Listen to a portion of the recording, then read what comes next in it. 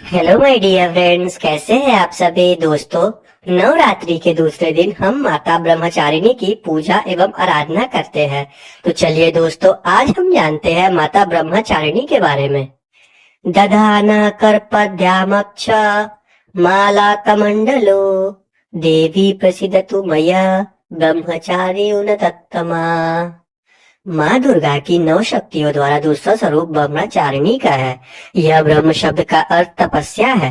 ब्रह्मचारिणी अर्थात तप के चारिणी, तप का आचरण करने वाली। कहा भी है वेद प्रत्य तपो ब्रह्मा, वेद तत्व और तप। ब्रह्म शब्द के अर्थ है ब्रह्मचारिणी देवी का। देवी का स्वरूप पूर्ण ज्योतिर्मय एवं अत्यंत भव्य है। इनके दाएं हाथ में जप की माला एवं बाएं हाथ में कमंडलू रहता है। अपने पूर्व जन्म में जब ये हिमालय के घर पुत्री के रूप में उत्पन्न हुई थी, तब नारद के उपदेश से इन्होंने भगवान शंकर जी को पति रूप में प्राप्त करने के लिए अत्यंत कठिन तपस्या की थी। इसी दुष्कर तपस्या के कारण इन्हें तपस्विनी एवं अर्थात ब्रह्मचारिणी नाम से अभिहित किया गया। 1000 वर्ष उन्होंने केवल फल मूल खाकर व्यतीत किए थे। 100 वर्षों तक केवल शाक पर निर्वाह किया था। कुछ दिनों तक कठिन उपवास रखते हुए खुले आकाश के नीचे वर्षा और धूप के भयानक कष्ट सहे। इस कठिन तपस्या के पश्चात 3000 वर्षों तक केवल जमीन पर टूटकर गिरे हुए बेल पत्रों को खाकर वह अहर्निश भगवान शिव की पूजा एवं आराधना करती रही। इसके बाद उन्होंने बेल पत्रों को भी खाना छोड़ दिया था। कई हजार वर्षों तक वह निर्जल और निराहार तपस्याहार करती रही।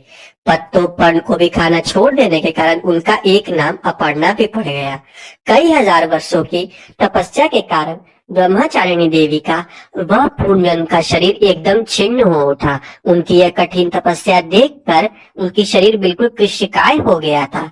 उनकी यह दशा देखकर माता मीना अत्यंत दुखी हो उठी। उन्होंने इस कठिन तपस्या के विरत करने के लिए आवाज दी, उमा, अरे नहीं, अरे नहीं।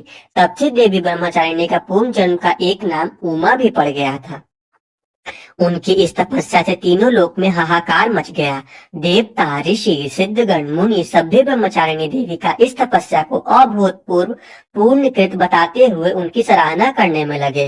अंत में पितामह ब्रह्मा जी ने आकाशवाणी के द्वारा उन्हें संबोधित करते हुए प्रसन्न स्वरों में कहा, हे देवी, आज तक किसी ने भी ऐसी कठोर तपस्या कभी नहीं की थी। ऐसी तपस्या तुम ही से संभव थी और तुम ही ने इसे सामर्थ्य किया है। तुम्हारे इस अलौकिक कृत्य की चतुर्दिक सराहना हो रही है। तुम्हारी मनोकामना पतन से विरत होकर घर लौट जाओ। शीघ्र ही तुम्हारे पिता तुम्हें बुलाने आ रहे हैं। माँ दुर्गा जी का यह दूसरा स्वरूप भक्तों और सिद्धों को अनंत फल देने वाला है।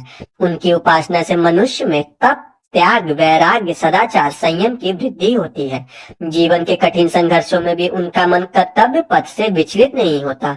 माँ ब्रह्मचारिणी देवी की कृपा से उसमें सर्वत्र सिद्धि और विजय की प्राप्ति होती है। दुर्गा पूजा के दूसरे दिन इनके स्वरूप की उपासना की जाती है। इस दिन साधक का मन स्वादिष्ठान चक्र में स्थित होता है। इस चक्र में अवस्थित मन वाला योगी उनकी कृपा और भक्ति प्राप्त करता है। जय हो ब्रह्मचारिणी माता की। बाय बाय दोस्तों, मैं आपको कल मिलती हूँ एक नई वीडियो के साथ।